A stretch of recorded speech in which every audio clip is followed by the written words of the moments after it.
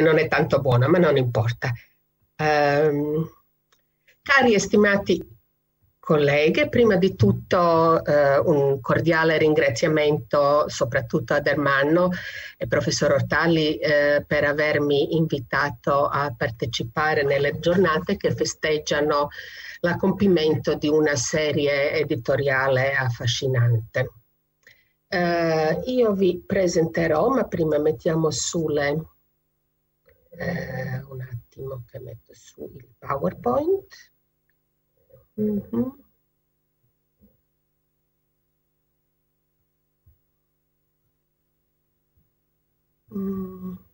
Schermo.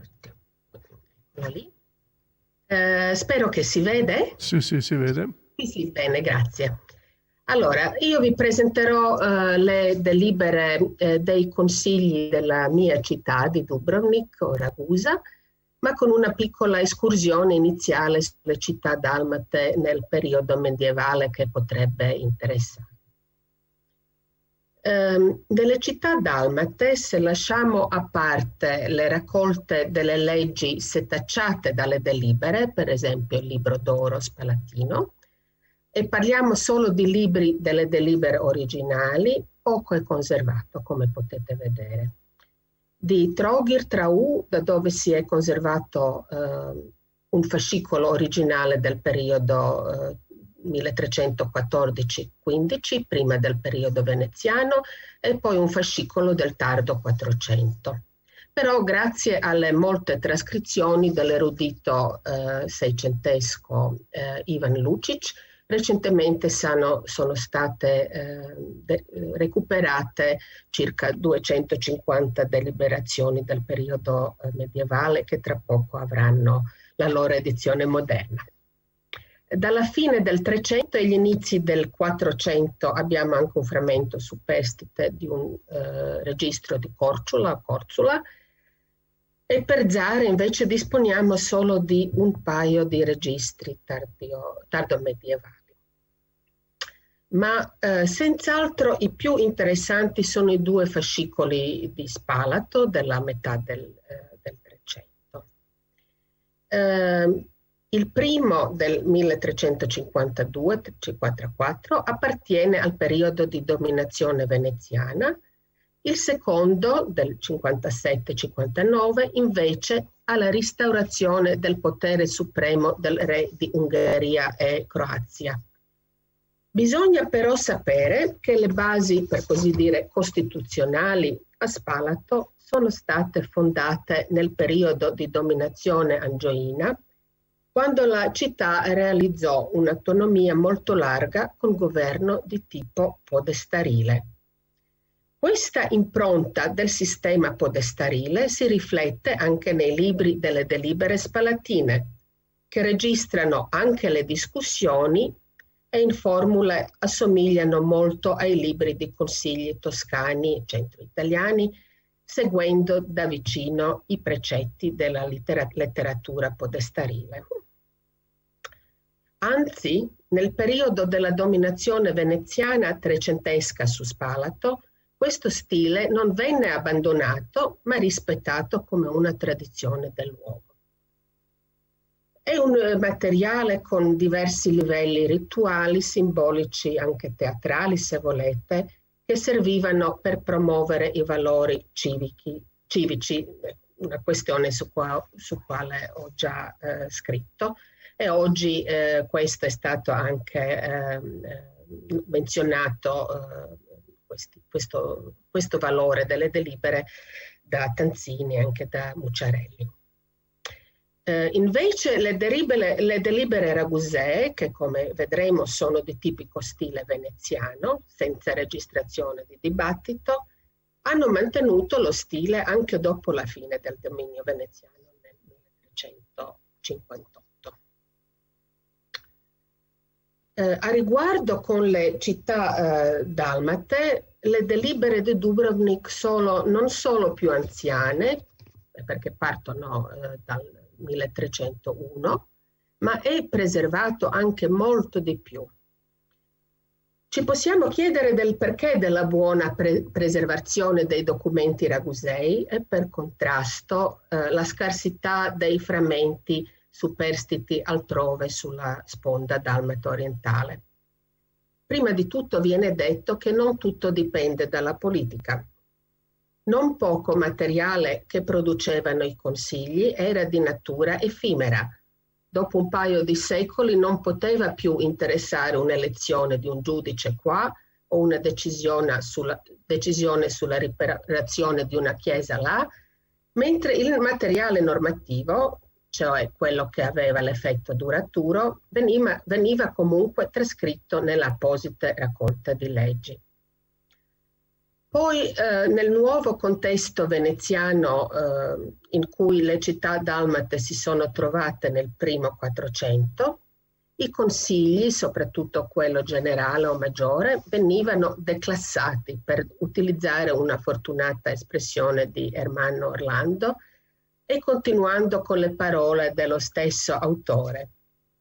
Tale sterilità di scrittura è una evidente riprova dell'indolenza e dell'atonia in cui era caduto il Consiglio dopo la soggezione a Venezia.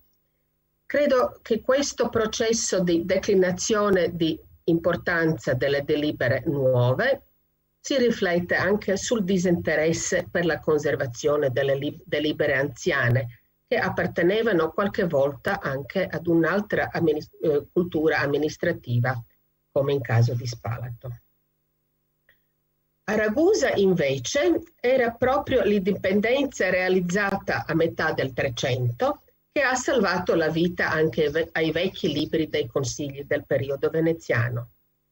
Questo paradosso si capisce quando si prende in considerazione il tradizionalismo fortissimo che divenne un tratto tipico dell'ideologia dello Stato raguseo.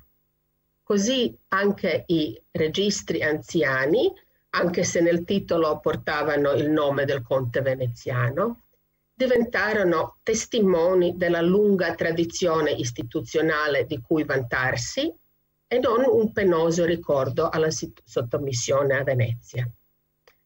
Certo, di mezzo c'è stato anche qualche giro di fortuna. Per esempio, i libri più antichi delle deliberazioni ragusee vennero recuperati nel Novecento, proprio all'ultimo momento nel Palazzo del Tribunale, dove erano stati trasferiti e dimenticati nel periodo austriaco. Comunque oggi disponiamo di circa 430 volumi conservati che vanno dal 1301 fino all'abolizione della Repubblica di Ragusa nel 1808.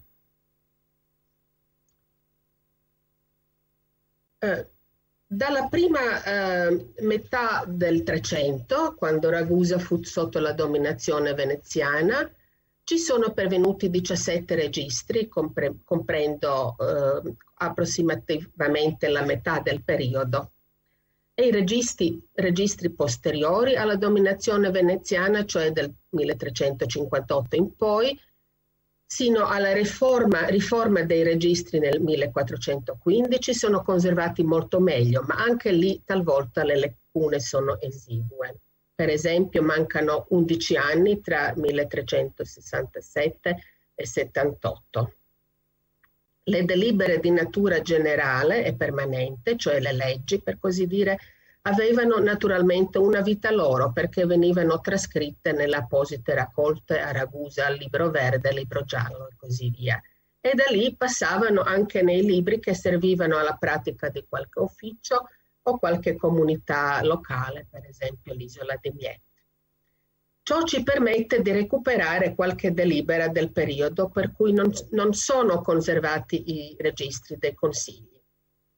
Poi dal 1415 sino all'abolizione della Repubblica di Ragusa ci è pervenuta quasi l'intera serie di tutti e tre i consigli, maggiore, minore ed erogati, salvo i Secreta Rogatorum di cui sono conservati solo 7 volumi. Come già stato detto, il più anziano volume delle delibere Ragusea conservato è del 1301-303. Anche se non è conosciuto quando esattamente si è cominciato di tenere i registri per le minute delle deliberazioni delle 3 consigli, con molta probabilità questo avvenne a pari passo con l'introduzione di registri per altre scritture pubbliche notarili, cioè a partire dagli anni 60-70 del XIII secolo, come potete vedere sul schermo. Dunque è molto probabile che ci fosse stato un paio di volumi prima del più anziano registro conservato. Tutto sommato, la transizione da fogli sciolti ai registri dimostra un lieve ritardo di qualche decennio rispetto a Venezia. Questa transizione verso i registri era movimentata dalla maturazione delle istituzioni che potevano apprezzare i vantaggi dei registri come forma più sicura, compatta e affidabile. Però, a mio avviso, il cambiamento venne anche fortemente influenzato dall'assunzione dei primi cancellieri professionisti negli anni 1270, che introdussero un modello più moderno, già incontrato altrove, anche nell'ambito dell'amministrazione veneziana, dove il più spesso avevano collezionato le esperienze prima di venire a Ragusa.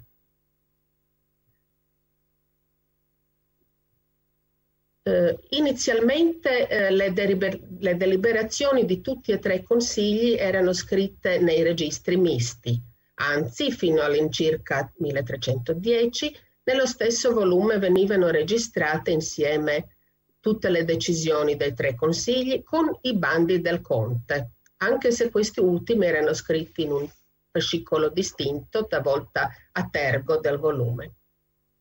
Col tempo questo metodo di scrivere tutte le delibere insieme ha manifestato i propri limiti in termini di praticità, così che tra il 1367 e il 78 le deliberazioni del Maggior Consiglio cominciarono ad occupare una porzione distinta del registro. Poi dal 1387 anche quelle del Minor Consiglio e dei Rogati venivano divise e raggruppate in appositi sezioni del volume in differenti quaterni. Il maggior cambiamento però avvenne nel 1415 con l'introduzione di registri separati per ogni consiglio, come per esempio questo qui riprodotto, che è il primo volume del Consiglio dei Rogati. Questa riforma non sembra essere introdotta per volontà del governo, per così dire, ma fu ideata dai stessi cancellieri per delle ragioni pratiche di scrittura. Il spiritus movens, penso, era il cancelliere Benedetto Schieri da Prato, che entrò nel servizio della Repubblica di Ragusa nell'anno precedente. Forse lo stesso introdusse la prassi di aggiungere alle deliberazioni di carattere permanente un paragrafo introduttivo, una arenga, in cui in un elegante stile umanistico si presentavano i motivi della legge. Qui non mi soffermo più sul ruolo dei cancellieri sull'articolazione delle delibere, perché non c'è tempo, ma basti a dire che era evidente e pesante, come ricordato anche oggi. Come già stato detto, le delibere ragusee seguono lo stile veneziano, dove non si riporta la discussione. Una rara traccia, è trovata solo qualche traccia, 2 o 3, una rara traccia di scambio delle opinioni ci è conservata in un'entrata del 1357, dove si menziona l'opinio di un consigliere. Qui lascio a parte anche la questione interessantissima, anche ricordata oggi, di lingue in contatto, specialmente complessa per il caso di Ragusa, notando solo che le delibere ragusee sono sempre, durante i 5 secoli, registrate in latino. I verbali dei 3 consigli non erano stesi in ugual modo. Quando deliberavano il Maggior Consiglio e il Consiglio dei Pregati o Rogati, per ogni questione venivano registrate 2 proposte antitetiche che venivano messe in votazione seguendo da quelle più generali a quelle più specifiche. Invece le minute del Minor Consiglio non seguivano questo sistema, ma registravano solo la parte presa ed erano anche spogliate dal numero dei voti, probabilmente anche perché in un consiglio ristretto la maggioranza si poteva constatare all'occhio. Va sottolineato che la registrazione di numero dei voti prese tanto tempo per diventare una pratica fissa, come successe anche altrove, questo lo sappiamo. Nei registri ragusei del secondo quarto del 300, per esempio, si trovano talvolta già dei numeri precisi, ma in altre situazioni delle espressioni approssimative secondo la stima del cancelliere, per esempio per 3 partes ipsorum et plus. Ma con il tempo la registrazione della votazione diventò una consuetudine fissa, prima per il Maggior Consiglio e poco dopo anche per il Consiglio dei Rogati. Partendo di evoluzioni cancellaresche, si vede su questi 2 semplici esempi il punto di partenza nel 1301 è a occhio nudo molto diverso la scrittura del registro della fine del 300, dove le delibere sono più complesse e meglio articolate. Per gestire il materiale cospicuo registrato nei libri consigliorum, i cancellieri cominciarono già nel 300 ad introdurre le parole chiavi, che si potrebbero vedere qui alla margine sinistra di questo registro della fine del 300, accanto alla delibera, ed a produrre anche le rubriche che adesso vedremo. Scusatemi, ups. È un po' lento. Ecco, va bene, non importa. Le rubriche.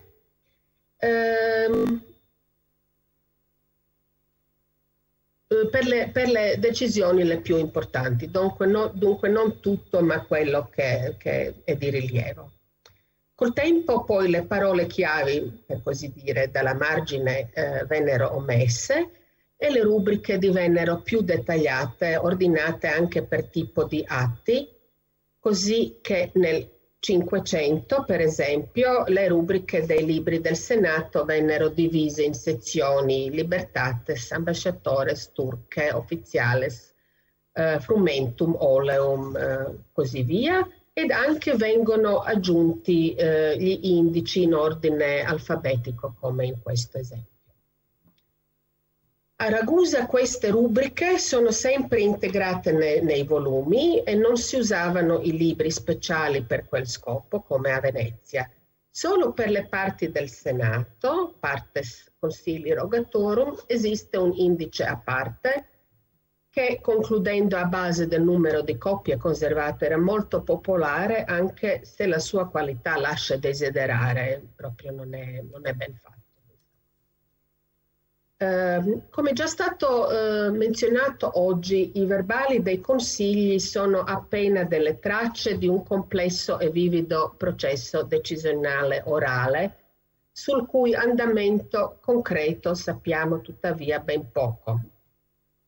A Ragusa non ci sono dei fascicoli col materiale preparatorio, come era ricordato ieri per Venezia, però tra le pagine di alcuni volumi sono tuttora conservate alcune bozze che gettano qualche raggio sul lavoro del Consiglio e del Cancelliere soprattutto, e non solo sull'esito del processo decisionale. Queste cedole, queste fonti minime, secondo me, meritano la nostra piena attenzione, anche per altre serie di archivio, quali per esempio libri Maleficiorum. La pratica di scrivere le bozze può anche chiarire le doppie entrate o l'ordine invertito della bella. Nell'ultima parte del mio contributo vorrei indirizzare un paio di domande che riguardano le scelte editoriali e mettere a confronto le deliberazioni Ragusei con quelle veneziane. Ma vediamo prima le pubblicazioni.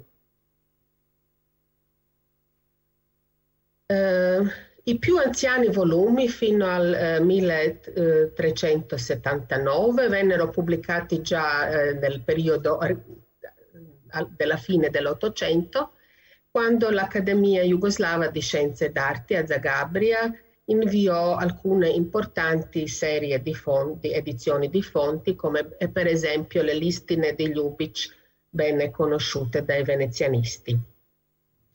Nonostante le pesanti critiche sulla qualità di questa edizione di delibere dell'Ottocento, è quella che in mancanza di una migliore usiamo tutt'oggi. Dopo un avvio vivace e la pubblicazione di 5 libri in un periodo di 18 anni, l'iniziativa finì nel dimenticatoio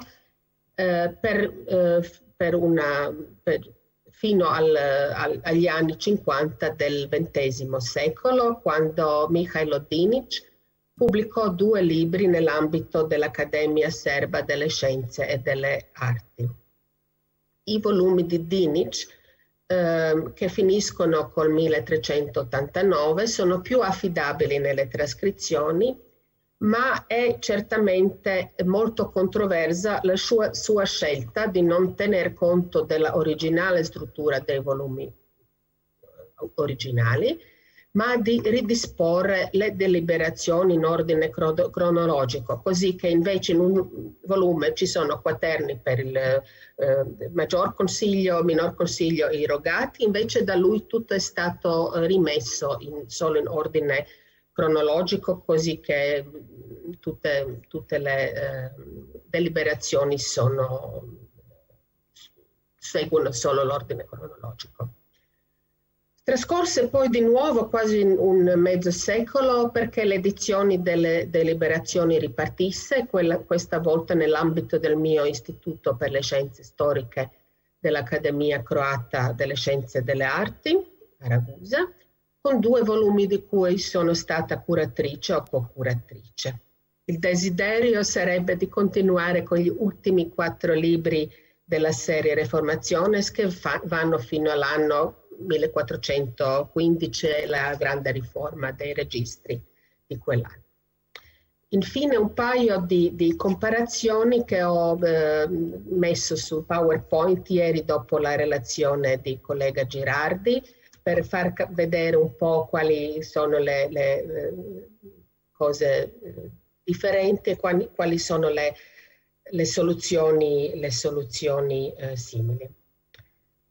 Per esempio quello che abbiamo cercato anche noi con gli ultimi 2 volumi è di seguire un sistema di edizione semplice, senza troppo apparato, note che ci sembrava non essenziale. Qui invece a differenza delle delibere del Senato veneziano, le parti barate che si vedono in alcuni punti vogliono dire che la parte non è stata presa. Questo nell'edizione è stato è stato riportato con una piccola nota che è cancellato. Poi il numero dei voti non è in colonna, ma sempre sulla parte destra della delibera. Nell'edizione le delibere non abbiamo numerato e non abbiamo fatto dei regesti, però abbiamo riprodotto le parole chiavi che sono dalla parte sinistra nella margine dei volumi originali, e anche abbiamo fatto gli indici di materia, come si può vedere, indici di materia che sono molto dettagliati, che penso assistono il ricercatore che non ha dunque il regesto, ma ha gli indici. E anche queste parole chiavi, come io le chiamo, a pagina sinistra. Dunque, qui vedete a confronto una pagina dell'originale e una pagina della nostra edizione. Ecco, questo era quello che volevo mostrarvi brevemente sulle deliberazioni di Ragusa, e spero di continuare quando trovo un po' di tempo libero con gli ultimi volumi di questa serie del 300 e i primi del 400. Ecco, grazie. Grazie. E anche